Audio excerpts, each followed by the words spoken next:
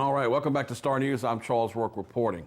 Congressman Morgan Griffith came to Henry County today, and we had a chance to get him for a few moments and ask him about all the frustration that the people are feeling back here in Martinsville and Henry County. I told them if they wanted to bring their corporate headquarters from St. Louis here, we'd be glad to put the dog on for them and give them a good tour.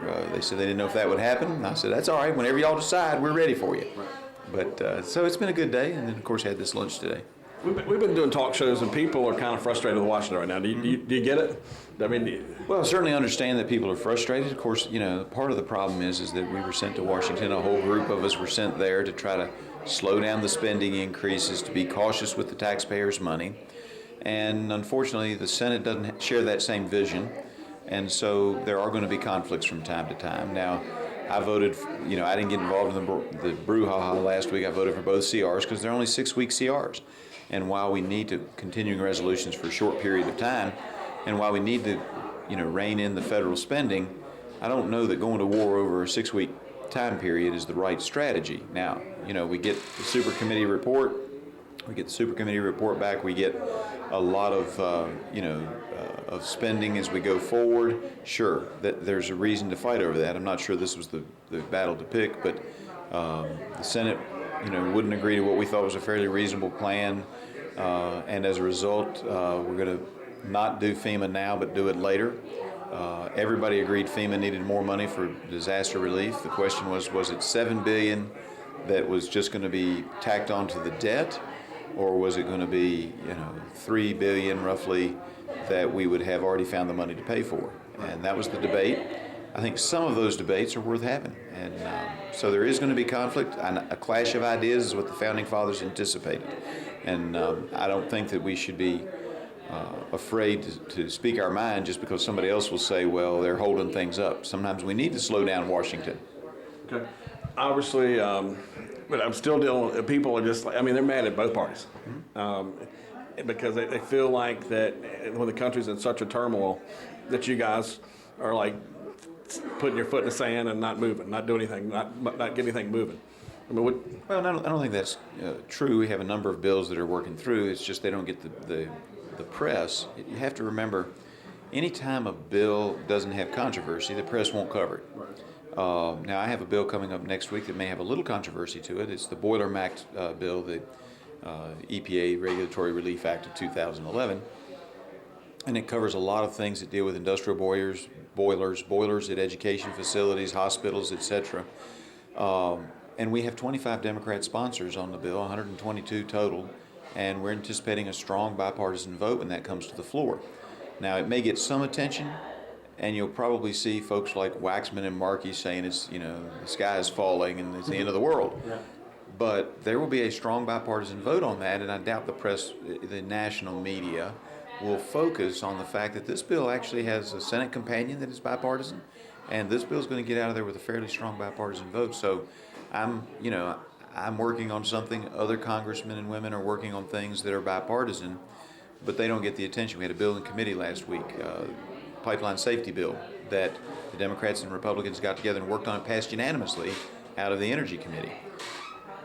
No national press, because it's not a story if there's not chaos, conflict, or blood.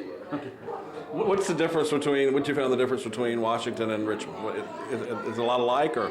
No, I have to admit, Richmond works a lot better. Mm-hmm. It works faster. I used to say it, and I believed it, but now I know it's true, and that is Richmond makes just as many mistakes as Washington, but Richmond does it a lot quicker and cheaper. And Washington, makes mistakes and then won't admit they made a mistake. They don't like to reverse policies. I'm looking at things that we have on the books from 1971 that I think we need to change, but I can't get them changed because there's so many castle walls built in the way of change that it makes it tough. And so, we have a lot of things that could be done in Richmond a lot quicker than they're done in Washington.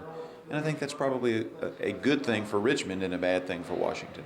A lot to cover here, but Ward Armstrong and Roscoe Reynolds, obviously local guys here, and I know that you've fought them, and you think they're pretty ineffective, don't you? Well, look, they're both fine gentlemen, and I've always gotten along with both of them, but I do believe that it's time in this region for folks to get in there who are not just going to put on a show, but actually fight to make change in meaningful ways. It's not always about what you do in front of the camera. It's what you get done behind the scenes. And when you've got 20 years of experience, which both of them have 20 plus years of experience, you ought to be able to show some things that you've been able to do for your region, and that your region shouldn't be the worst in the Commonwealth of Virginia for unemployment. Now, that being said, it's a tough situation. I don't want to say that that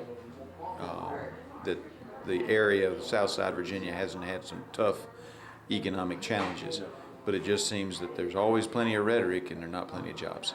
Right.